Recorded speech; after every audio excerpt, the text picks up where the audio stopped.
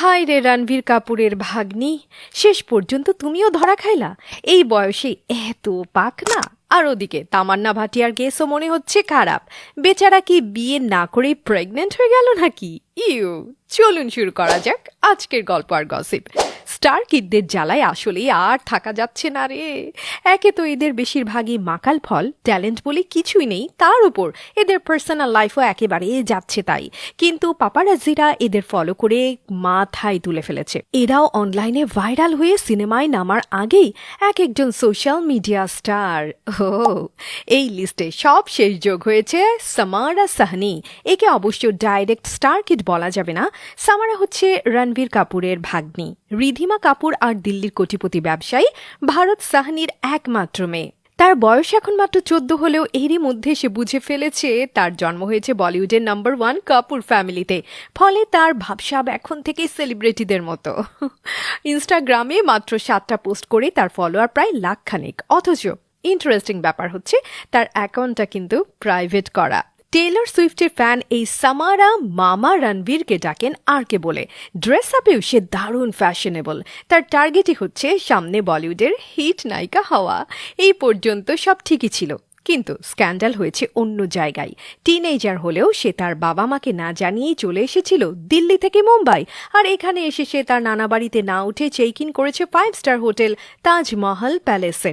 কিন্তু সেখানে এক চালু পাপারাজি তাকে ঠিক স্পট করে ফেলে। তবে ঘটনার ক্লাইম্যাক্স তখনও বাকি। দেখা যায় সে হোটেলে উঠেছে তার বয়ফ্রেন্ডের সাথে।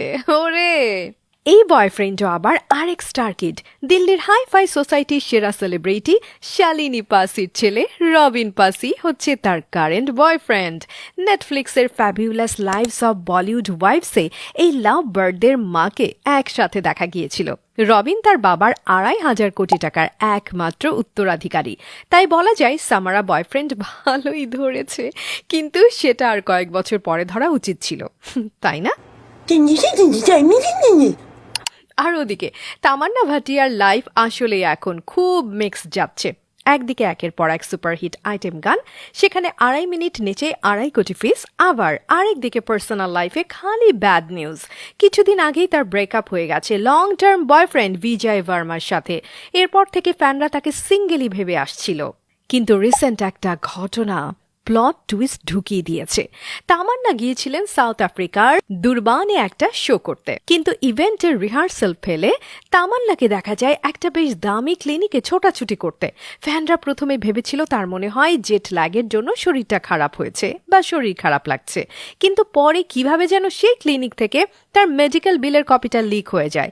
মনে হয় ক্লিনিকেরই কেউ এটা অনলাইনে ভাইরাল করে দিয়েছে। আহা, সেখানে দেখা যায় তামান্নার বিল এসেছে $20,000। ওয়াও! এখন জাতির বিবেকের কাছে প্রশ্ন, সামান্য সর্দি জ্বরের বিল কি এত আসে? তাই ফ্যানদের মধ্যে শুরু হয়েছে ফিস ফাঁস। কেউ কেউ বলছে এটা তামান্নার প্লাস্টিক সার্জারির খরচ। তামান্নার বয়স এখন 35। আইটেম গার্ল হয়ে নাচানাচি করতে চাইলে এখনই বোটক্স বা ফিলার করে ফেলাটা জরুরি। আর এদিকে অনেকে ধারণা করছে তামান্না আসলে ক্লিনিকে গিয়েছিলেন প্রেগন্যান্সির কারণে। সেখানে আবার এক রহস্যময় হ্যান্ডসাম পুরুষকে দেখা গেছে তার সাথে ছায়ার মতো ঘুরে বেড়াতে।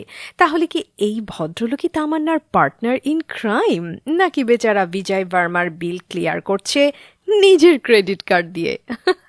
সো ফ্রেন্ডস, এই ব্যাপারে আপনাদের কার কি মনে হয় জানিয়ে দিন না প্লিজ কমেন্ট সেকশনে।